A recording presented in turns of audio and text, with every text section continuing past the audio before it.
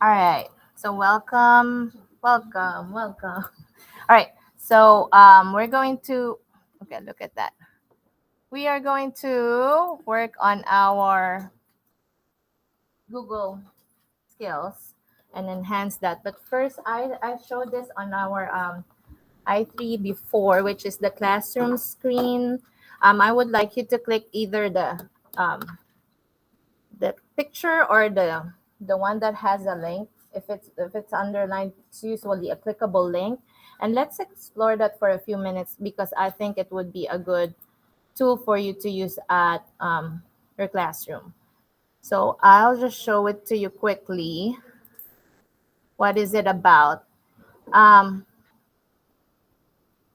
now, it is like they can assign to you like a random wallpaper, and it would look like this. So you could put like a noise level meter for your classroom. You could put a randomizer, like you will list down all your students list, and then hold on.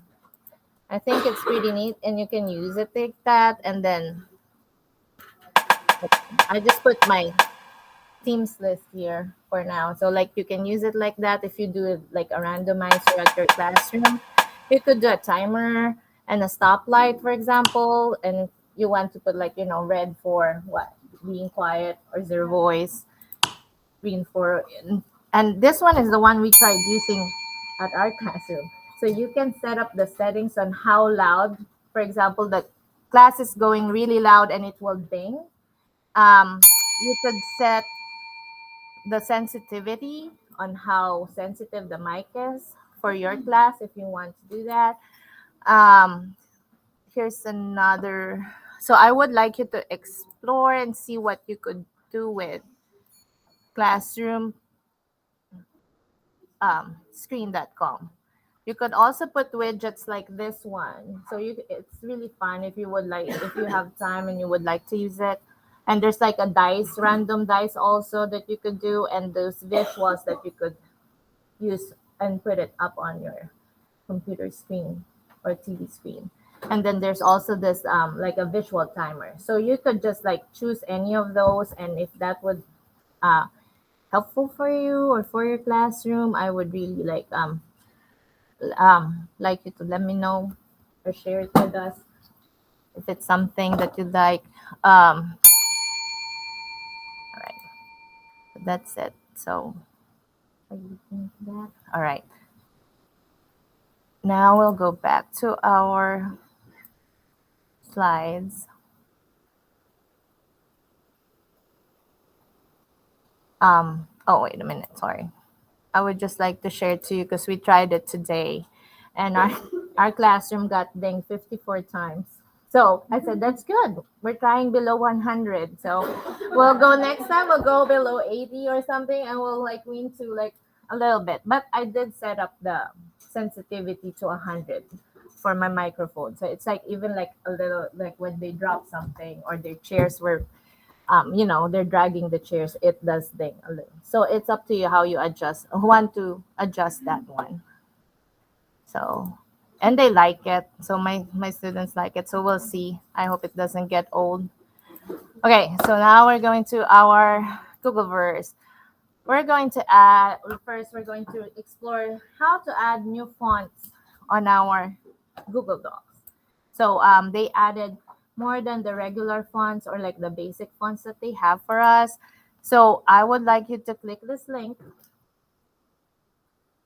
And then when you click this link, it will take you to a Google Doc that I have been made for you guys. Will take you to this.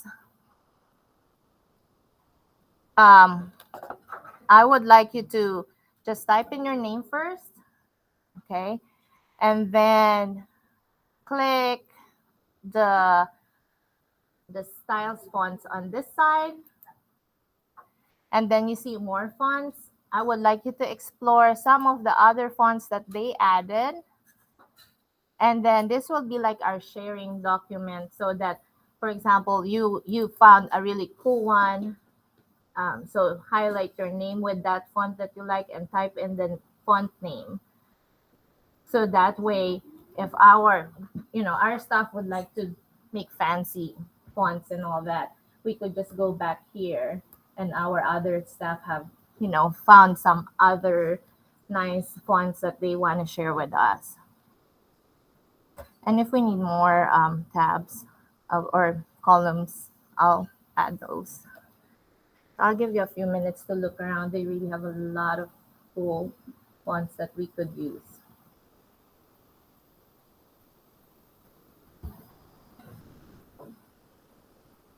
And their names are really interesting too.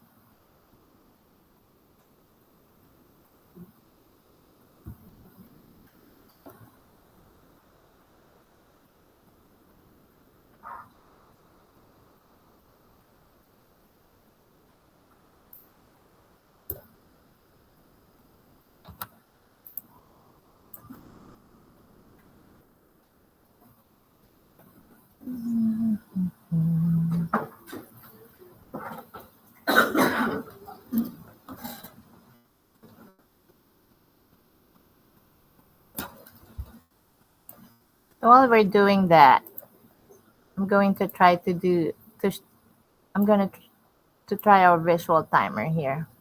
Maybe I'll give us 2 more minutes. We'll see how it works. All right. Nope. It's 10. I don't want 10 minutes. Let's try that again. Or maybe I need to save it.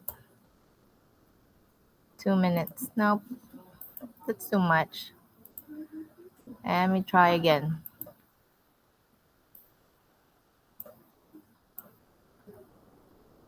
I'll put 2 minutes. There you go. Just to finish up.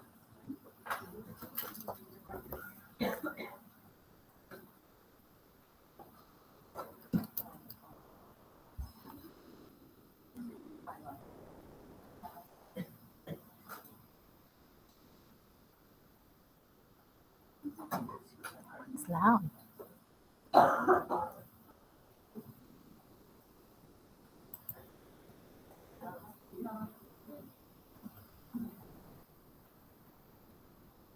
If you want to add more fonts that you saw, that you may add them. The more the merrier.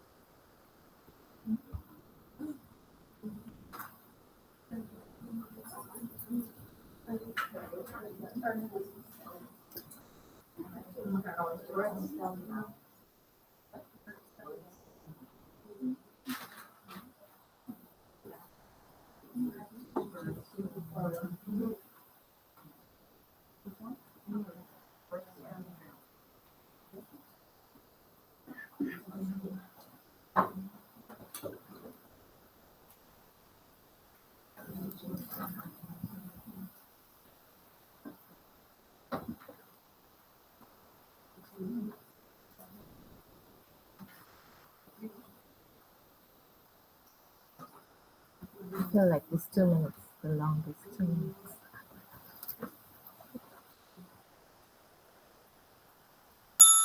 All right. Okay.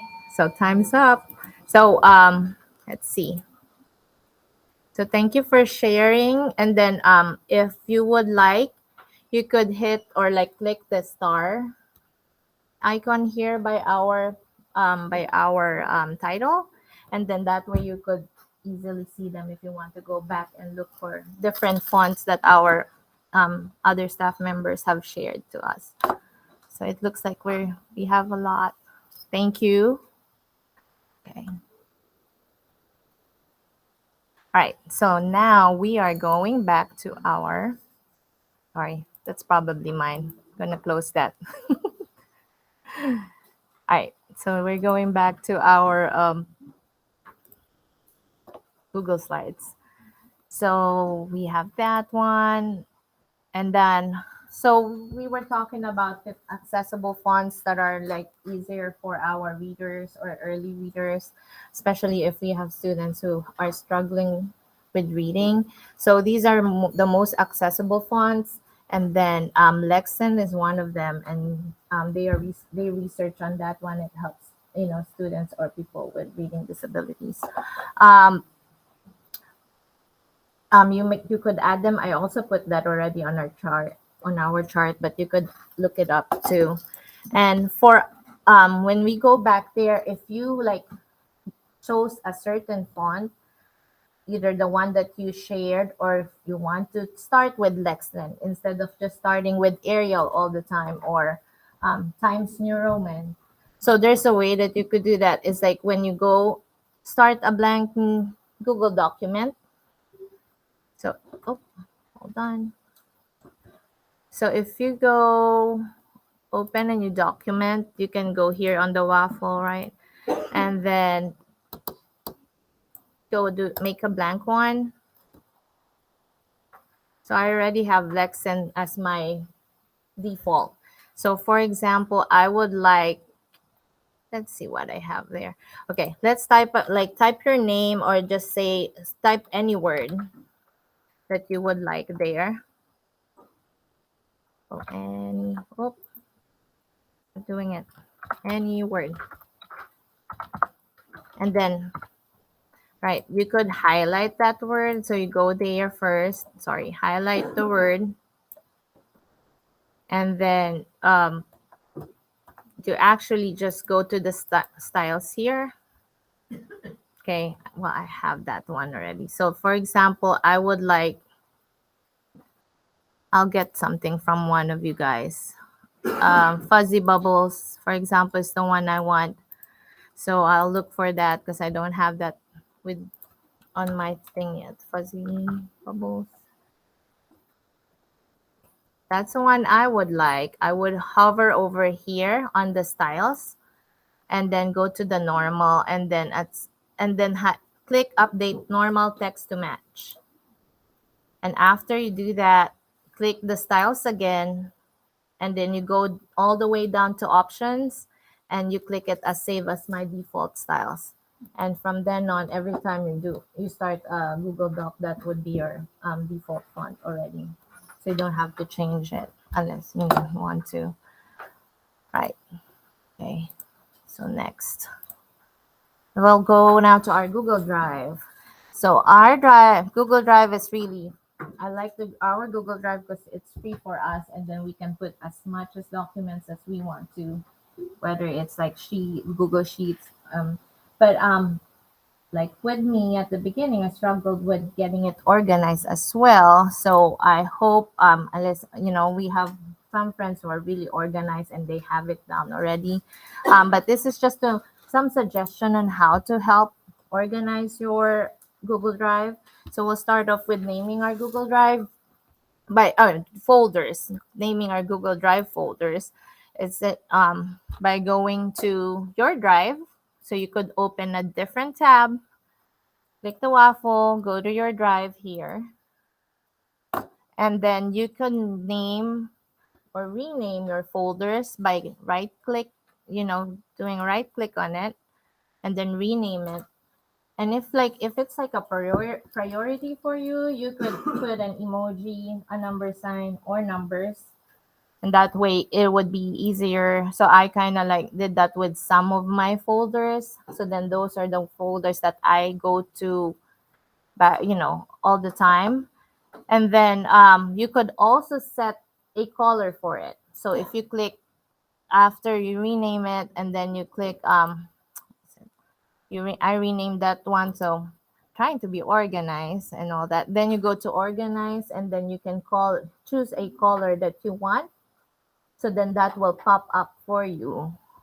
So if I wanted, like, for example, bright orange this time, so that way I'll see it all the time, and you could do it that way. Right. So you could do that later. And then I still have a lot of stuff to organize, but I'm showing you how you could do it at your own time. And then, yes. And then we'll go to our drive priority. So I am not sure if you have seen that, but there's a new priority over here on top of your My Drive. So if you have some documents that you usually go to or use all the time, you go click that one, and then it suggests to you which one do you that they have AI now, like what you usually go to. So these are my stuff, and you can create a workspace. So if I have like CISO activities that I would like as my priority, I have that, and then this one would be for my this school year that I have. And then or you can just like add another one, like say for example you want to add our lesson plan landing page. So even if you didn't made that document, you can search it up by typing in the title, Luna. Is it Luna land page? Sorry. There you go. So if you click that, um, hold on, and you have that one, right? So if it's open and then you go back to priority, I'm thinking if you refresh it, there you go. So you click the three dots, and then you could add that one over to your wait a minute, I did it here. So I did add it already on my primary one, but I could, for example, you make your own one. For example, it's from the admin, and you know that that's the place that you will check everything that's from Miss Wilkerson, Miss or Mrs. Carson, and you can create it that way, and then you add that file from that one, and then you click insert. So aside from going to My Drive or shared drives, if you add it to your priority, you don't have to go through all those files or folders that they shared to you. Okay, so you're good with that. All right, moving on. Share folders and documents. Most of you do know this already, right? It's just that like I think when you use CISO and you want to attach the document to CISO or to Canvas, you just make sure that when you share it, um, hold on, I have to name it. You can click this one part where it is where it says Garland ISD, and you can choose if you would like them to be a viewer or a commentator or editor. So anytime you share, because if it's restricted, it's the part that's the one where usually they email you back and they're asking for access on your documents. Right? What else are we doing? So anything else? So we've done that. Okay. So like this one, like doing the dragging of the files to the folder, that is like what when you click this drop down button, see I have all those folders here. I'm trying, then I still have some files that is not organized. So it's easier if you would like to just like click this and then drag it to the left and put it on that one. That way it would be easier. And another one is if you search in Drive, for example, you have old files you want to delete, you can just type in, like, for example, if it's from you or from someone, type in the name, and then you can easily see those documents, and then you could delete them, because I have to delete some of mine too. All right. Google browser. So we're going to have we'll talk about settings. So who knows already, like if you already know how to set it, like for example, every time you close it or whenever you're done, you accidentally close it and then you open it, you can set it in a way where the browser will pick up where you left it off. So that you could do that in settings. So like I have this laptop or I go to another laptop that is the Google one. So as soon as I sign in there, if I am not using this one, but I have all these tabs, it will automatically pop up there if I set it up on my settings. Okay. And then pinning tabs is one of the ones that I like because it's new. So if it's a particular tab, for example, we have all these windows. No, I'm the only one who has a lot of tabs open. And if you have some favorite ones, all you have to do is like click it, right click that tab and click pin. So that way it will go here to the left side and it won't you avoid closing it accidentally. So that's how you pin the tab. You can also, well, oops, sorry. Then we'll do the Omnibox. Omnibox is just the search bar on our browser, and you can do these. These are just some of the things you can do on the Google browser. So we do have that ClassroomScreen.com, which is a new app, and you could put widgets now. But if you're like in a hurry and you want to do some random number for grouping, flipping coins, or flipping a coin, or just like you want random trivia, you could just type it up there and then it will give you something. And then these are like clickable videos later because maybe um we're going too fast or you want to go review later, you can click that video and there's some tutorials there. And then tabs. So if you read new group tabs, let me show you my how do I do this. Here's an example of grouping tabs. It's like if you have a lot of tabs, for example, open, I'll move mine like here. So I have all this, which is all like YouTube videos. So what I do with that is like I write, let me do one because we had a birthday a while ago. Oh no, I don't need that. I'll move it. Okay. So what I'll do is if you want to make a group, or like a tab, what you do is just like right click that tab. Okay. And then you see the one that says add to tab group, and you can set it like you can make your own, or I have one here already. I will just add it here. But to make a tab group is like you right click a tab that you want and you put it to, where is that one? I can't see it. Sorry. Add tab to a group. There you go. And click new group and name it as you want. For example, lesson plan. And then you may choose a color. And then that would be, and you can group any tabs together. So that way, when you click them, it will look like it's less on your screen. And it's not like all over like me. All right. Next. What else? Managing audio, just like I was doing a while ago. When you have those audio and you're not sure which one is going on, when you click them, you can have you usually have one here, but it's not here on my browser. I have it. Do you see on your on your top where you have like a music note? Do you see a music note there? When you click that music note, you can choose which one to play or to mute on, like if you have a few like YouTube videos that are open. So that way you don't have to go to the tab itself.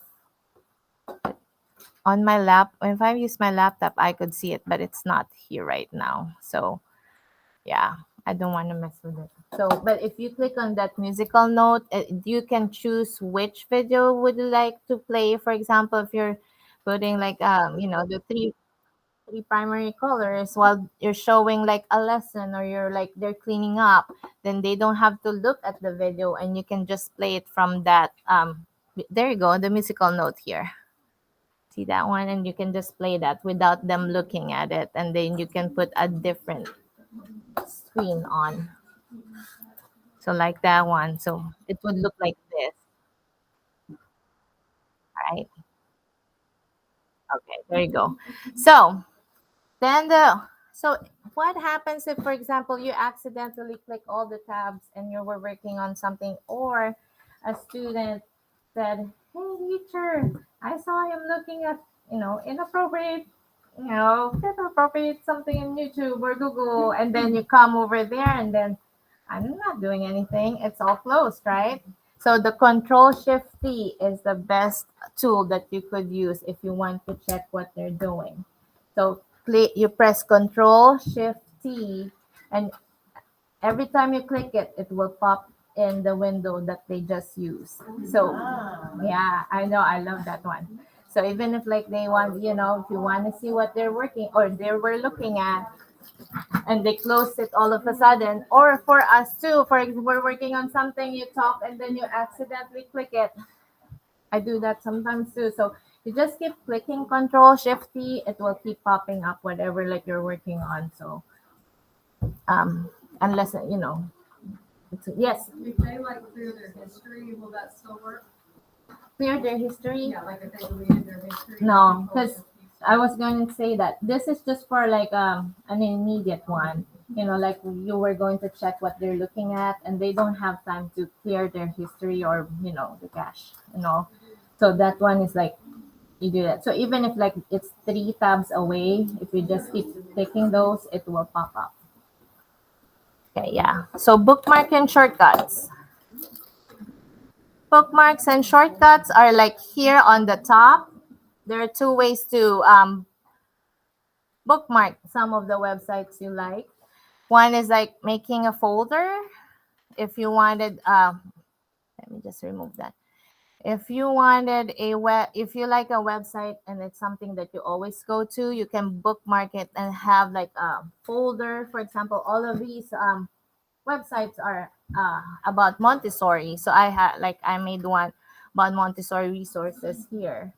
So they're not all here on the top. And there's another one is you just usually bookmark it like the usual way, right? But there's another way where you could like I have it here where it's kind of like a shortcut. So since I know the icons here on top and I know what they are, like what's this one? We all know this one, right? So so what you do is you just right click. For example, the classroom screen is new to me, but I know that already. You right click and I bookmarked it. So you right click the classroom screen and then you click edit. All we need to do is just delete the name there and it will go and it will show up like that way. So then that way you'll have more space for your bookmarks. Okay, with the shortcuts are here. So the bookmarks are here on the top, the shortcuts are here.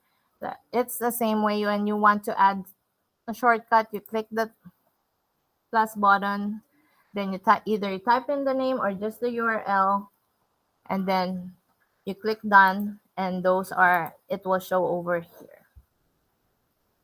Okay, so that's one of the things that you could do with your organization. Next, calendar. Calendar is just like our Microsoft calendar, but they showed us a way where you can schedule like conference times if you would like to share it with your parents or with your team, like if you are meeting quickly together, and you can sync the Microsoft calendar with your Google calendar on the settings, and that way when you look at it, it will show the one that we have for our Microsoft one on our email, and it will sync with that. So with the we could do create events. Oh, I'm sorry, I'm going back. If you click this one, it will take you to Google, or you could Google Calendar, or you could click your waffle on the right if you open a new tab and go to Calendar. So once you open that one, you will get to this. Yes. So see, I have mine synced already, so it shows also what we have from the Microsoft Calendar. And then to create an event, it's the same. You could just type in the details, and then if you have, for example, teachers, like you're going to a, like, if, for example, if it's a PLC meeting or just like a quick meeting about your lunchtime or something, so you could do that. And then if you want to change what it is like, because you can change it right here. If it's an event, the out of office, or like I usually don't do those, but for tasks, it's just like reminders. You can put them there also if you want to do a virtual reminder instead of just jotting them down on paper. And then the appointment schedule. This is like the new thing for Google Calendar, because you can set up an appointment schedule where you can do a weekly thing, or it repeats every time. So if you would like to set up like your conference time with your parents, you can do it like that. And then see, and you can just say conference, and then 1 hour. No, just want 15 minutes. And then, for example, you just set the time. If you want to add more, you may just do it one time and share it to the parent, or if you want repeated weekly, and then just set that schedule for them. I'm just gonna say, like, for example, after that, then you will save it.